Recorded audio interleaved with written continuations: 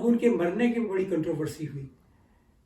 کچھ لوگوں نے تو یہ کہا کہ ان کو قتل کیا گیا، بلکہ یہ بھی کہا گیا کہ ان کے ہاتھ اور پیروں پہ زخموں کے نشان تھے. کچھ یہ بھی کہا گیا کہ ان کے کپڑوں پہ خون کے نشان تھے. ناظرین، یہاں پہ محترمہ فاطمہ جناح کو غسل دینے والی 2 خواتین کے بیانات بہت اہم ہیں، جس میں انہوں نے کہا کہ محترمہ کے گلے پہ نیلا نشان تھا، ان کے چہرے پر اور ان کے جسم پر تشدد کے نشانات تھے، ان کے کپڑے خون میں تر تھے، ان کے پیٹ میں سوراخ تھا جہاں سے پیپ بہہ رہی تھی. ان میں سے ایک خاتون سیدہ فاطمہ نے کہا کہ میں نے محترمہ کے کپڑے چھپا لیے تھے کہ کبھی اگر ایوب خان کی حکومت ختم ہو اور اس واقعے کی کوئی تحقیقات ہوں تو میں یہ خون آلود کپڑے بطور ثبوت پیش کر سکوں گی. لیکن بعد میں انہوں نے وہ کپڑے اپنی فیملی کے دباؤ میں آ کے کہیں زمین میں دبا دیے اور اس طرح سے معاملہ ختم ہوا. اس کے علاوہ غالباً 1970 میں ایک پٹیشن بھی عدالت میں سماعت کے لیے منظور ہوئی تھی، جس میں ایک شخص نے یہ درخواست دائر کی تھی کہ محترمہ کے جسم پر نشانات پائے گئے ہیں، لہذا اس واقعے کی تحقیقات ہونی چاہیے، اور عدالت نے اس پٹیشن کو منظور بھی کر لیا تھا. لیکن آج تک اس پٹیشن کا پتہ نہیں کہ اس کا کیا ہوا. جب وہاں جنازہ ان کا پہنچا تو لاکھوں آدمی تھا. اب نہ جانے کس نے، یا تو کوئی ان کے ہمدرد تھے، یا کوئی شرپسند تھے، یا کوئی پہلے سے کوئی اسکیم تھی، یا کیا تھا. یہ بات طے نہیں تھی کہ انہیں کہاں دفن کیا جائے گا. لوگ یہ سمجھتے تھے عام طور پہ کہ انہیں قائد اعظم کے برابر دفن کیا جائے گا. تو ایک دم وہاں پہ لوگوں نے ان کی جنازے کو میت کو قبضہ کر لیا اور کہا کہ بس ہم جا کے وہاں دفن کریں گے. اور ایوب خان کا ان کا پوری ایڈمنسٹریشن کا تھا کہ یہ وہاں دفن نہیں ہوں گے، بلکہ جو اب نیچے دفن کرنے کی جگہ ہے جہاں پہ لیاقت علی خان دفن تھے، جہاں پہ عبدالنصر اور نور امین بعد میں دفن ہوئے، اور تو ان کا خیال تھا کہ یہاں کیا جائے. تو جب وہ مجمع بے قابو ہو گیا اور وہ لے جا کے وہیں مدفون کرنے کے لیے عزت کرنے لگا، تو پھر پولیس نے، اور پولیس بہت بڑی تعداد میں پہلے سے تھی، شاید ان کو معلوم ہوا، تو پولیس نے بہت بری طرح سے لاٹھی چارج کیا. ناظرین، انور عباس نقوی اپنی یادداشتیں بیان کر رہے ہیں. یہ اس دن اس جگہ پر موجود تھے، اور آپ دیکھ سکتے ہیں کہ پولیس کا لاٹھی چارج، پھر عوام کا ری ایکشن. ناظرین، عوام کا یہ احتجاج اور عوام کا یہ غم و غصہ آپ دیکھ رہے ہیں. پہلے محترمہ فاطمہ جناح کو میوہ شاہ قبرستان میں دفنانے کا فیصلہ کیا گیا تھا، لیکن بعد میں عوام کے غیظ و غضب کو دیکھتے ہوئے انتظامیہ نے فیصلہ کیا کہ محترمہ فاطمہ جناح کو قائد کے مزار میں ہی دفن کیا جائے. لیکن جیسا کہ محترمہ کی خواہش تھی کہ وہ قائد کے مزار کے برابر میں دفن ہونا چاہتی تھیں، یہ خواہش ان کی پوری نہ ہو سکی، اور انتظامیہ نے ان کو اس جگہ پہ دفن کرنے کا فیصلہ کیا جو قائد ملت کے برابر میں تھی. ناظرین، باوقار قومیں اپنے قائدین کے فیونرلز کو باوقار انداز میں مناتی ہیں، لیکن یہاں جو کچھ ہو رہا ہے آپ دیکھ سکتے ہیں کہ ایک ڈکٹیٹر صرف اپنی انا کی تسکین کے لیے قائد کی بہن کے جنازے اور ان کے شرکاء کے ساتھ کیا سلوک کر رہا ہے. یہ افسوسناک مناظر اب ہماری تاریخ کا حصہ ہیں. وہاں میں اپنی بیوی کے ساتھ گیا ہوا تھا، اور ایک کوئی خاتون اور بھی تھی، مجھے ان کا نام یاد نہیں آ رہا. تو وہ ظاہر ہے عورتوں کا سیکشن الگ تھا، عورتیں ایک طرف تھی، مرد ایک طرف تھے. جب ہمارا لاٹھی چارج ہوا اور بہت بھگدڑ مچی، تو اس میں وہ ہم لوگ جدا ہو گئے، وہ بھی ادھر بھاگیں ادھر بھاگیں. اور آپ کو معلوم ہے جیسے بیچ میں بندر روڈ ہے جو جناح روڈ کہلاتی ہے، تو اسے کراس کر کے، اور لاٹھی چارج اور ٹیئر گیسنگ اتنی شدید تھی کہ مجھے اپنا یاد ہے کہ میں نے ایک بنگلے کی دیوار پھاند کر اس کے اندر کودا، اور پھر بعد میں جا کے مجھے میری بیوی اور وہ خاتون ملی، اور ہم لوگ ساری ٹریفک وغیرہ بند ہو گئی تھی، پیدل اپنے گھر تک گئے. اور اگر اس وقت فاطمہ جناح کو جیتنے دیا جاتا جو جیت گئی تھیں، تو یقینی طور پر اس کے بعد ماشاء اللہ کا ہمیشہ کے لیے راستہ بن جاتا. اچھا، یہاں میرا ایک سوال ہے کہ کیا مشرقی پاکستان کی عوام کے لیے محترمہ فاطمہ جناح اسی طرح سے قابل قبول تھیں جیسے مغربی پاکستان کے عوام کے لیے تھیں؟ کیا مشرقی پاکستان کے عوام اسی طرح سے محترمہ فاطمہ جناح سے محبت کرتے تھے؟ نہیں، ان کے ذہنوں میں تو کوئی فرق ہی نہیں تھا. اور یہاں بھی ایک بات عجیب میں آپ کو بتاؤں، جو ابھی بڑے لوگ یہاں پہ کہتے ہیں کہ بھئی عجیب بے تکی بات تھی کہ وہ تو 1000 میل کے فاصلے پہ تھا، بیچ میں کوسٹل کنٹری تھا، 2 ملک کیسے رہ سکتے تھے. یہ ان کو معلوم ہی نہیں کہ یہ فیصلہ کہ یہ ملک ایک بنے گا، یہ جناح صاحب کا فیصلہ نہیں تھا، یہ مسلم لیگ کا فیصلہ نہیں تھا. پہلے تو یہی خیال تھا کہ جب پاکستان بنے گا تو ویسٹ پاکستان میں 4 صوبے الگ آزاد ہوں گے. اچھا جی آپ آج بھی جو لاہور میں مینار لاہور پہ وہ ریزولوشن لکھا ہوا ہے وہ پڑھ لیں, اس پہ لکھا ہے انڈیپینڈنٹ سوورن اسٹیٹس. اچھا یہ مجھے نہیں پتا اس کے بارے میں. آج بھی آپ نکال کے دیکھ لیں, ابھی کمپیوٹر پہ سے دیکھ لیں, اس میں گوگلس میں گوگل وغیرہ میں, کہ اس وہ جو ریزولوشن ہے 1940 کا, اس میں یہ ہے کہ یہ انڈیپینڈنٹ سوورن اسٹیٹس, ایک اسٹیٹ نہیں اسٹیٹس. لیکن 1946 کے الیکشن میں جب مسلم لیگ بہت بری طرح سے بڑے پیمانے پہ جیتی ہر جگہ, وہ جداگانہ انتخاب تھا, سارے مسلمانوں نے ان کو منتخب کیا, اور کسی جگہ سے کوئی مسلمان تقریباً نہیں جیت سکا جو کانگریس کا یا ان کا نہ ہو, سوائے سرحد کے اندر یہ غفار خان کی پارٹی ہے, خدائی خدمتگار جن کا نام تھا. تو وہ 46 کی جب کانفرنس ہوئی تو اس میں ایک پاکستان کا ریزولوشن مولوی اے کے فضل الحق نے, جو شیر بنگال کہلاتے تھے, انہوں نے پیش کیا. انہوں نے کہا کہ ہم پاکستان ایک پاکستان بنائیں گے. یہ ایسٹ پاکستان والوں کا فیصلہ تھا کہ ہم ایک پاکستان بنائیں گے, اور انہوں نے ریزولوشن پیش کیا تھا ایک پاکستان کا. جب ایک پاکستان ریزولوشن پیش ہو گیا تو پھر کسی کی ہمت نہیں تھی کہ وہ کہتے نہیں 2 پاکستان بنیں گے یا 5 پاکستان بنیں گے. اور اس وقت تک جب یہ ریزولوشن پاس ہوا, آسام جو تھا وہ مسلم میجورٹی پروونس تھا, بنگال مسلم میجورٹی پروونس تھا, پنجاب مسلم میجورٹی پروونس تھا, بلوچستان پروونس تھا ہی نہیں,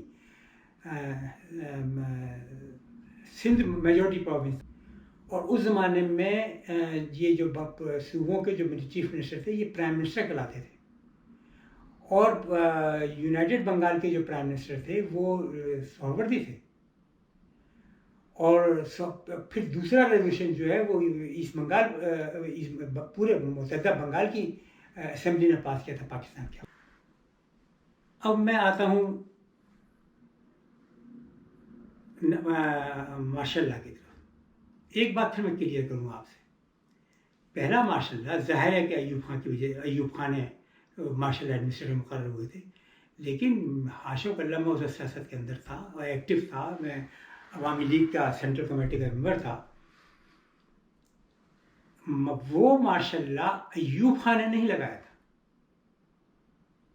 وہ ماشاء اللہ اسکندر مرزا نے لگایا تھا, جنرل اسکندر مرزا. اسکندر مرزا ایسٹ پاکستان کے نواب خاندان کے ممبر تھے, اور وہ پاکستان کی برٹش آرمی کے افسر تھے, میجر جنرل تھے, اور ظاہر ان کا ذہن جو تھا وہ فوجی تھا, چاہے وہ بنگال کے ہوں چاہے کہیں جو. وہ سازشیں کیا کرتے تھے, حکومتوں کو پلٹا کرتے تھے, چونکہ گورنر جنرل تھے تو انہیں سازشوں کرنے کا, اور وہ ان کا ذہن سازشی تھا, پتہ نہیں کیوں, حالانکہ وہ باقاعدہ گورنر جنرل تھے پورے پاکستان کے. تو انہوں نے وہ ماشاء اللہ نافذ کیا, کیونکہ وہ سمجھتے تھے کہ فوج جو ہے کے ذریعے وہ زیادہ بہتر حکومت کر سکیں گے. نہ جانے وہ کیوں یہ سمجھے کہ وہ صدر بن کے بیٹھ جائیں گے اور وہ ایک چیف مارشل ایڈمنسٹریٹر ہوگا, وہ ملک چلائے گا اور ان کے بیہاف پہ چلائے گا, کیونکہ وہ یہ ایوب خان صاحب جو تھے وہ ان سے جونیئر تھے, اور ظاہر ان کا کہنا مانتے تھے. کمانڈر ان چیف تھے, وہ پریسیڈنٹ تھے یا وہ تھے گورنر جنرل. ایوب خان نے ظاہر ان کو 7 دن کے بعد انہیں چلتا کر دیا. اس زمانے میں ایک عجیب و اچھی بات یہ تھی کہ حالانکہ یہ لوگ بہت مطلب خراب قسم کے بھی لیڈر تھے, جس میں کہ غلام محمد, مشتاق گرمانی, دولتانہ, لیکن یہ روایت نہیں تھی کہ لیڈر جو ہیں وہ اپنے بچوں کو بھی امیر بنائیں. میں نے خود اسکندر مرزا کو دہلی لندن کے راما سوامی ہوٹل کے اندر باقاعدہ ڈیسک بیٹھ کے نوکری کرتے دیکھا پیٹ پالنے کے لیے, جبکہ وہ لندن چلے گئے تھے.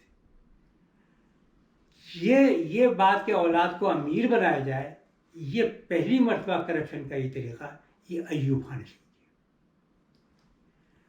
اب ایوب خان نے ایک ملک کو کانسٹیٹیوشن دیا, 1962 کانسٹیٹیوشن وہ کہلاتا ہے. وہ دنیا کا واحد کانسٹیٹیوشن ہے جو غالباً اس طرح شروع ہوتا ہے. کانسٹیٹیوشن بنتے ہیں کہ اسمبلیاں بناتی ہیں, لوگ مل کے بناتے ہیں. وہ کانسٹیٹیوشن کا پہلا جملہ یہ ہے, I field marshal Muhammad Ayub Khan give this constitution to the Republic of Pakistan and to the people of Pakistan. وہ کانسٹیٹیوشن ایک آدمی کا دیا ہوا تھا, کسی پارلیمنٹ کا کسی کا کوئی جواز نہیں تھا, کچھ نہیں تھا. اور اس میں بیسک ڈیموکریسی انڈائریکٹ, جسے انڈائریکٹ ڈیموکریسی تھی, وہ انہوں نے نافذ کیا تھا. اور جو انہوں نے پہلا الیکشن کروایا جس میں وہ پریزیڈنٹ بننا چاہتے تھے, تو وہ پہلا الیکشن جو تھا وہ بیسک ڈیموکریسی کے ممبران ووٹ دیتے تھے. اور پورے ملک میں 80,000 بیسک ڈیموکریسی کے ممبر تھے, 40,000 ویسٹ پاکستان میں اور 40,000 ایسٹ پاکستان میں. اور صرف انہیں 80,000 آدمیوں کو وہ ممبر پارلیمنٹ کو بھی چنتے تھے اور ممبر اسمبلی کو بھی چنتے تھے. 2 ہی اسمبلیاں تھیں, ایسٹ پاکستان کی, ویسٹ پاکستان کی. اور وہ ساتھ ساتھ اس نے ان کو پریزیڈنٹ کو بھی چننا تھا. اب بتائیے پورے ملک میں 80,000 آدمیوں کو خریدنا یا متاثر کرنا یا ڈرانا دھمکانا کتنا آسان تھا. اچھا, محترمہ فاطمہ جناح کے الیکشن وہ ہار گئیں وہ, اور الیکشن ہارنے کے بعد کوئی عوام میں کوئی پروٹیسٹ بھی ہوا کسی بھی نوعیت کا کہ دھاندلی ہوئی یا مطلب باتیں ہوئیں, یہ ہوا وہ ہوا, پھر وہ ایک دم فساد ہو گیا اس کا, لالو کھیت والا. اردو پٹھان مہاجر پٹھان فساد ہوئی. اردو نہیں تھا اس وقت, مطلب پٹھان مہاجر فساد ہو گیا. جو مہاجر کیا کراچی فساد ہوا یا کروایا گیا؟ بھائی وہ ایک نہایت امکانہ بات ہوئی. میں نہیں کہتا کہ وہ ایوب خان کروانا چاہتے تھے, نہ ایوب خان کی مرضی ہوگی یقیناً.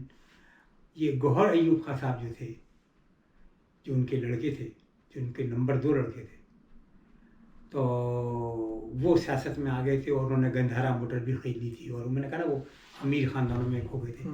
تو انہوں نے یہ طے کیا کہ فتح کا جلوس نکالا جائے کراچی میں. تو کراچی بہت غمگین تھا اس رات کو, شام کو, دوسرے دن صبح سے, مطلب اسی رات سے. تو اور جوش میں تھا, ابلا ہوا تھا. دیکھیے کہ ماشاء اللہ لگا ہوا تھا فوج تھی. تو انہوں نے کہا کہ ایک جلوس نکالا جائے. تو وہ شہر میں وہ مسلم لیگ کا جھنڈا جو ان کی مسلم لیگ تھی وہ لے کے وہ گھومتے رہے, نعرے لگاتے رہے. اسی میں کسی بدبخت نے ان کو مشورہ دیا لالو کھیت چلو. اس میں وہ لالو کھیت چلے گئے. اور اس میں گوہر ایوب صاحب جو تھے وہ آگے آگے کھڑے تھے. ایک کسی لڑکے نے جس کی عمر 17-18 یا مطلب ٹین ہی تھا, وہ اس ٹرک پہ چڑھ گیا اور اس نے چاقو سے ان پہ وار کیا. تو بس اس کے بعد وہ گلیوں میں گھس گئے اور لوگ گلیوں سے نکل آئے اور پھر فساد ہوا. مار مار کے انہوں نے سب لوگوں کے گھروں کو گرا دیا. تو اس کے بعد پھر وہاں فساد شروع ہو گیا. پھر 15-20 دن تو 1 مہینہ تو اسی فساد میں ہی لگا رہا کرتے تھے. کھمبے بجاتے تھے, کھمبے بجا کرتے تھے. لوگ رات کو جاگ کے پہرا دیتے تھے. یہ ان کے پاس پولیس فورس تھی, گرفتاری بھی کی, ہمارے بھی کافی لوگ گئے. مگر پھر وہ اس کے بعد سے کراچی کی پھر وہ 65 کی جنگ شروع ہو گئی. تو کراچی کی معصومیت کیا پاکستان کی معصومیت ختم ہو گئی اور آج تک باہر گئی. آج تک باہر. My dear countrymen, Assalamu alaikum. The Election Commission have made an announcement of the results of the presidential polls. While electing me to serve as their president for another term, people have, by an overwhelming vote of confidence, endorsed my policies and my program. This was no ordinary election. It was an unprecedented event in our history, both for their magnitude and the free, fair and completely peaceful manner in which they were conducted. These elections will always remain a landmark on the road to our national progress. Through these elections, people have accorded their verdict in favor of the Constitution and have given me a clear mandate to pursue my internal and external policies which they have approved. I feel sustained by the thought that in my endeavors to move towards the establishment of a welfare state, I have the fullest support of my people. At this solemn moment, I bow before Allah in all humility and in response to the confidence reposed in me by the people. I rededicate myself to the service of Pakistan. I join the nation in celebrating the successful conclusion of its first general election under the present constitution to choose the President of Pakistan.